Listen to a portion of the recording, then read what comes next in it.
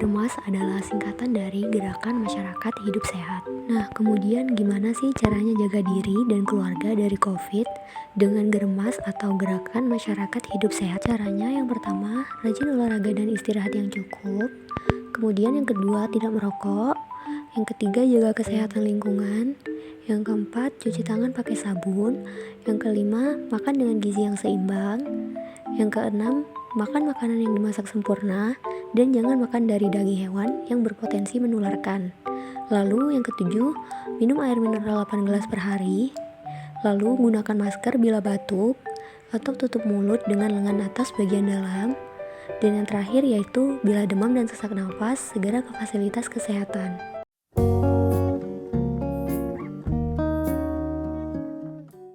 Ikan itu apa sih?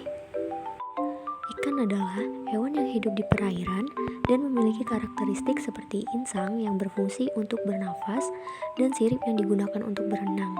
Ikan termasuk ke dalam kategori pangan sebagai pemenuhan kebutuhan bagi manusia. Keunggulan ikan itu apa aja sih? Yang pertama, jumlahnya yang melimpah.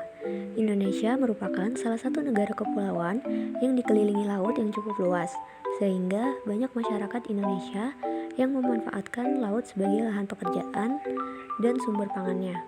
Yang kedua, memiliki banyak kandungan gizi. Ikan merupakan salah satu pangan yang banyak digemari oleh masyarakat karena memiliki gizi yang banyak seperti asam lemak tak jenuh dan omega 3. Yang ketiga yaitu harganya yang terjangkau. Ikan juga digemari masyarakat karena memiliki harga yang terjangkau. Hal tersebut dikarenakan jumlahnya yang melimpah sehingga mudah dalam budidaya maupun penangkapannya. Selanjutnya, proses-proses kemunduran mutu pada ikan. Yang pertama ada tahap pre-rigor mortis. Pre-rigor mortis adalah tahap di mana setelah ikan dimatikan.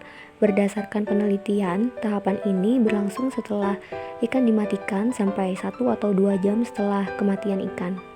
Yang kedua yaitu tahap rigor mortis. Tahap rigor mortis adalah tahap di mana kesegaran dan mutu ikan masih sama seperti ketika ikan masih hidup. Namun secara bertahap tubuhnya menjadi kaku. Tahapan ini berlangsung 3-10 jam setelah kematian. Lalu yang ketiga yaitu tahap post rigor mortis. Tahap post rigor mortis adalah tahap di mana ikan mengalami pembusukan. Nah, pada tahap ini daging ikan akan kembali menjadi lunak. Tahap ini berlangsung sekitar 11 jam ke atas setelah ikan mati. Apa sih yang mempengaruhi tahapan kemunduran mutu pada ikan? Yang pertama yaitu jenis dan ukuran ikan. Ikan yang ukurannya lebih besar akan mengalami tahapan kemunduran lebih lambat. Kemudian yang kedua yaitu keadaan fisik ikan menjelang kematian. Ikan yang memiliki fisik utuh akan mengalami tahapan kemunduran lebih lambat. Kemudian yang ketiga yaitu derajat keletihan.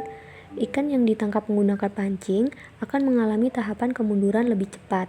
Lalu yang terakhir yaitu suhu penyimpanan. Ikan yang diberikan suhu dingin maka akan mengalami tahapan kemunduran yang lebih lambat. Nah, yang terakhir, pada tahapan apa sih ikan lebih enak dimakan? Berdasarkan beberapa penelitian, ikan lebih enak jika dimakan dalam tahapan pre-rigor mortis. Dalam tahapan tersebut, daging ikan masih segar seperti kondisi ketika ikan masih hidup. Selain itu, daging ikan tidak kaku sehingga menyebabkan cita rasa ikan lebih enak dibandingkan ikan pada tahapan rigor mortis ataupun pre-rigor mortis.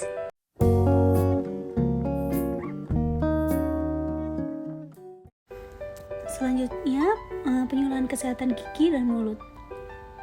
Penyakit gigi dan mulut itu biasanya disebabkan oleh kuman yang ada di dalam gigi, kemudian banyaknya makanan yang mengandung gula, kemudian makanannya lengket pada gigi, dan yang terakhir tidak menggosok gigi secara teratur.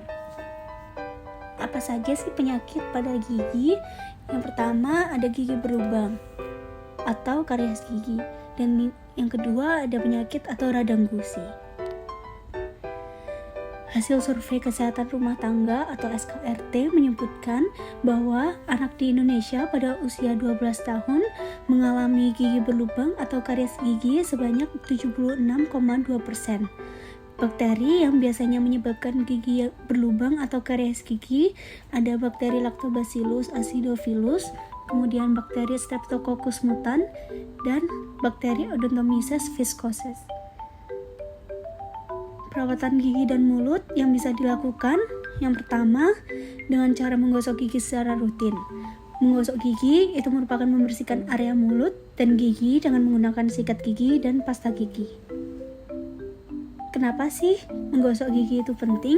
Karena menggosok gigi itu dapat membantu mengurangi pembentukan plak dan mencegah gigi berlubang, serta mencegah penyakit pada gigi.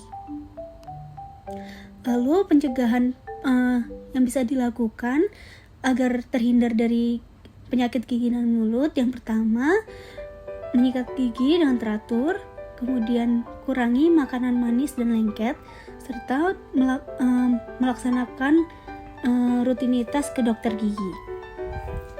Jangan lupa jaga kesehatan gigi dan mulut ya.